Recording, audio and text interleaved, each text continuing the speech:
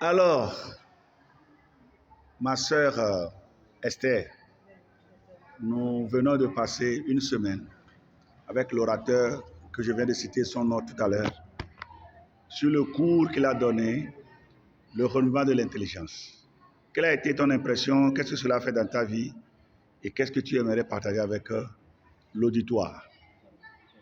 Et pour le moment, je remercie Dieu pour la vie des orateurs parce que cette semaine, c'était une semaine de bénédiction pour moi concernant cet enseignement de renouvellement de l'intelligence. Parce que quand j'ai appris concernant cette cours, je me suis posé beaucoup de questions. Qu'est-ce qu'on doit renouveler dans un être humain comme nous, ou bien comme moi ici? Ça m'a fait beaucoup penser beaucoup de choses. Mais en développant cette cours, il nous a parlé beaucoup comment être en communication avec Dieu et comment lire la parole et comment le mettre en pratique. Et comment, en tant que nous, les enfants de Dieu, comment nous devons aller en face de Dieu aujourd'hui.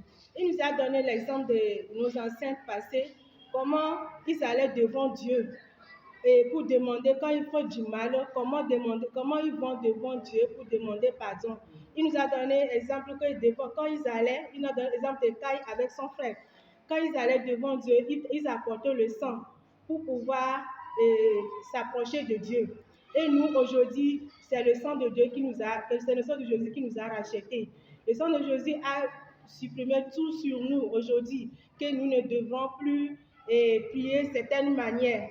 Par exemple, quand on va devant Dieu, on doit aller en tant qu'un enfant de Dieu, en tant qu'un enfant racheté de Dieu. Nous ne devrons pas chaque fois aller demander Dieu pardon, pardon.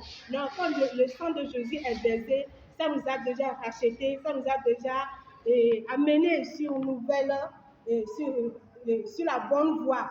Mais quand nous demandons chaque fois pardon, pardon, c'est comme nous ne considérons pas. Nous ne considérons pas le sacrifice de Jésus. Donc, nous devons être toujours reconnaissants. Merci.